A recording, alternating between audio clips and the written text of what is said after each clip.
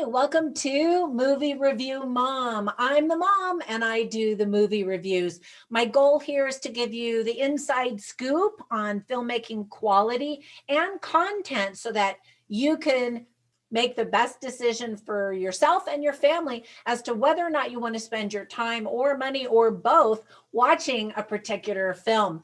So before we get started, I just want to thank you for supporting my channel, subscribing it, liking it. Those simple things are really important and they actually do help me to grow my channel. So I really appreciate it. One thing I would love for you to do is comment down below about what you think of this blue background. Up until now, I've been using red theater seats, which I love, but one of my subscribers commented and said that he wanted me to try a different color. So I am, because I want to make my subscribers happy. And but I want to know what you think. So should I go back to the red or do you like this new look? Let me know. All right, let's get started. So the movie that I'm reviewing today is called The Boy from Medellin. It's a documentary that is now available on Amazon. It actually premiered yesterday, May 7th, which is also J Balvin's birthday. So happy birthday, J Balvin. The movie is actually rated R, even though it's a documentary. That's the rating I'm giving it, basically for profanity and F-bombs. And it's an hour and 30 minutes, and I'll give you my final score at the end of my review. So let's dive in and get started. I'm going to give you an overview in a nutshell. I'll point out things I liked and didn't like, tips for parents, themes worth talking about, and even recommendations. All right, so first of all, thanks to Amazon Studios for inviting me to their virtual press screening so that I could watch this movie before it went live. This is the film's description Amazon gave me. It said, an astonishingly intimate portrait of one of our biggest international music superstars of our time. The Boy from Medellin follows J Balvin as he prepares for the most important concert of his career, a sold-out stadium show in his hometown of Medellin, Colombia, the country. But as the performance, this is still the description, but as the performance draws ever closer, the streets explode with growing political unrest, forcing the Latin Grammy-winning musician to wrestle with his responsibility as an artist to his country and his legions of fans around the globe. As the public pressure of the approaching concert heightens, Balvin also continues to deal with the anxiety and depression that has plagued him for years. Shot entirely in the dramatic week leading up to the concert, The Boy from Medellin gives us unprecedented access to reggaeton's global ambassador and provides an immersive look into one of the most pivotal and emotionally charged moments of his life. All right. That's the setup. So first, let me start off with all of the things that I really liked about the movie. First of all, I had never even heard of J Balvin. So I really wanted to watch this film and learn more about him. I know, where have I been? He won more Latin Grammys than anyone in 2018. He was the most streamed performer on YouTube. How did I miss that? If you haven't heard of him either, you'll get a kick out of hearing him sing and watching him perform quite a bit during the documentary. He's very open and honest with his audiences about his struggle with depression and anxiety and panic attacks. And that's basically how the movie starts. I mean, it doesn't build up. It shows him straight out talking to audiences about his struggles. And I really appreciate and admire his honesty for that. That makes someone very vulnerable to admit that they struggle with mental wellness, mental health, and that kind of stuff. So in clips from previous concerts, he assures his fans that they are not alone if they're also struggling with those things too. And I thought that that was really sweet. Most Americans only know Medellin from Pablo Escobar and drugs, right? So while I haven't been to Medellin, I have traveled to other cities in Colombia, And I can tell you, it is a beautiful country. My twin sister actually lived there for a year and a half and loved it. And so she and I were able to travel back together a few years ago. And it was so much fun having her introduce me to all of the things that she loved so much about Colombia. Beautiful fruits that we just don't even have here in the United States, music that we don't have here that's very specific to Colombia. And in fact, Colombia is the number 2 most biodiverse country in the world. Truly gorgeous. And you might be saying, well, what's number 1? Brazil. My sister always says, the most dangerous thing about going to Colombia is never wanting to leave. I thought that was a great little sales pitch for the country. And it really is true. I would love to go back again. In the film, you get a taste of the passion and the rhythm and the warmth of the people there. J Balvin was truly put in a difficult position when he returned to his country to give a concert in the middle of one of the largest mass protests in the history of Colombia. Several people even died as it started and during the course of the protest that went on and on. One of his friends said it correctly when he said he couldn't win no matter what he did. If he spoke up against the government, that would be bad for him and his career. But if he didn't say anything at all, that would also be bad for him personally and his career. And so he didn't know what to do because he didn't want to make a mistake. And he admitted that he was afraid to speak out about things that he didn't fully understand politically. And yet, in his heart, he knew he needed to say something because these protests were tearing his country apart the very week that he was in town to perform a concert that was supposed to bring love and joy and happiness and laughter to the people. So the big question of the movie is, what is the role of artists? Should they speak out politically or just simply perform?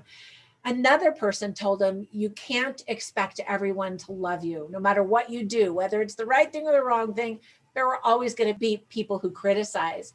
So I thought it was really interesting to learn that he had a spiritual advisor who talked to him on the phone and in person to help him with his mindset. Because during this particular week of this concert, it really was all about mindset.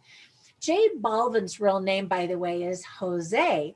He spends much of the movie talking about how he lost himself and his identity. You know, he was just this middle class kid. It wasn't like he was a rags to riches, but he was middle class and he was just kind of like a regular guy. But now he's world famous and has a ton of money, of course. And so he spends quite a bit of time during the documentary talking about how to find himself. There's that persona as the musician and the famous artist. There's the rich guy that people want to latch on to, and he wants to just find his soul again. The movie is advertised as representing the 7 days right before J Balvin's big concert in Colombia, but you actually get to see a lot of clips from many years prior to this big week. It was really sweet that a bunch of American celebrities called J Balvin the day of his big concert to show support. And for the 4-hour concert, he had the words amor and paz painted on his head. They mean amor means love and paz means peace. And so just with his head alone, he was sharing a message to the audience. So after watching J Balvin be surrounded by so many personal assistants and support staff, I was really surprised to watch him get in his car and drive off, him being the driver, at the very end of the concert. Just kind of reinforced the idea he really is a real guy. So there were a few things I didn't like about the movie or thought could have been handled better. So first of all, sometimes it's just annoying to watch a super rich guy fly around on a private jet, be completely spoiled, wear ridiculously expensive clothes, have tons of people drooling all over him, and then feel sorry about him when he says that, he has any problems at all. Truly, I am genuinely happy for his incredible success. We see a lot of people on cell phones during the entire movie because they're trying to figure out what's going on during the national strike. But it is also a little subtle social commentary on how addicted we are to our cell phones. In documentaries like this one, you often wonder what is real and what has been carefully designed for the camera. You know what I mean? There was a little bit of that a few times where I was like, really? Did it happen really that way?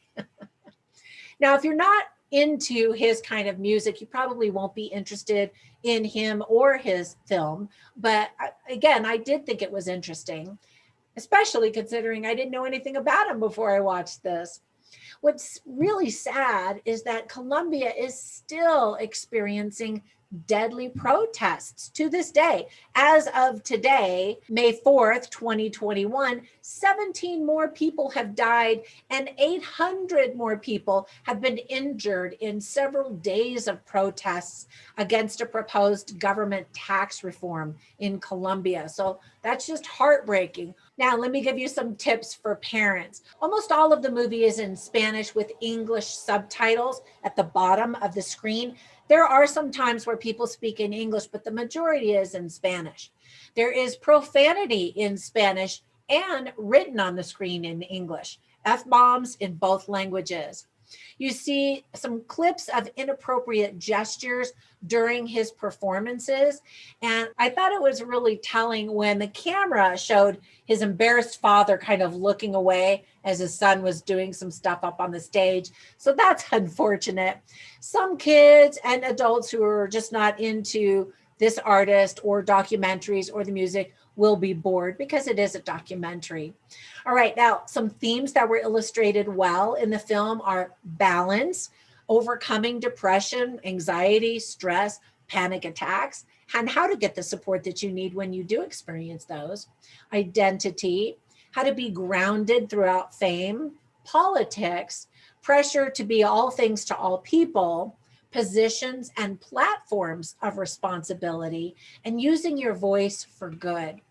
All right, so I always write down funny lines and interesting lines when I watch movies so that I can share them with you, just so you can get a flavor for what the movie's all about. And so this was a funny line. This is one of J Balvin's friends. He comes walking in, and J Balvin is sitting there in the kitchen, and his friend wants to know if he got a new haircut. And he's like, whether that's a new haircut or one that's ending, either way, it's ugly. I was like, that's something you could only say to a really good friend. And then I'll share some interesting lines with you. J Balvin's explaining that he was really a middle class kid. And he said, I had my foot in two worlds. My rich friends thought I was poor, and my poor friends thought I was rich. So I thought that was interesting. And then I was super impressed when he said, meditation is the reason I don't do drugs. It's why I don't drink alcohol. Meditation saved my life. And at one point in the movie, there's a party and he holds a champagne glass with alcohol in it to toast to his family and friends. And so I wondered if he was going to drink it after the toast, but he didn't. Instead, he handed it to someone else without taking a sip. So that was impressive. I thought he could say he doesn't drink alcohol, and then, that could have been a little slip up in the movie, but he really didn't drink. So I thought that was awesome.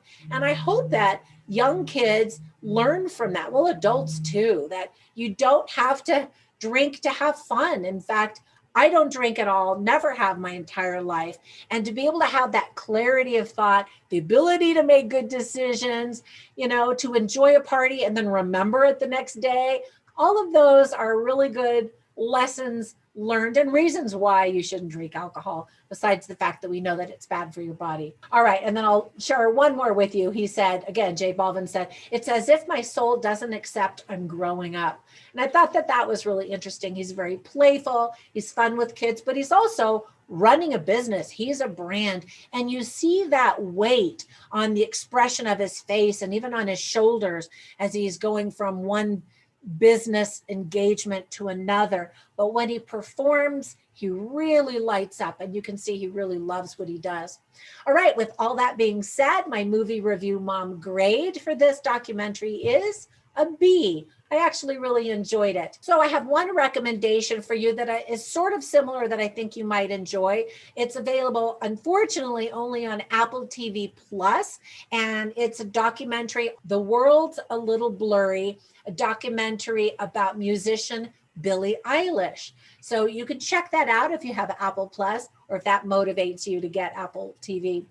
All right, thank you so much for your support on Patreon, for subscribing to my channel, liking and commenting down below. All of that is really important as I try to grow my channel, and it really does make a difference. So thank you, and I will catch you in the next movie review. Bye for now.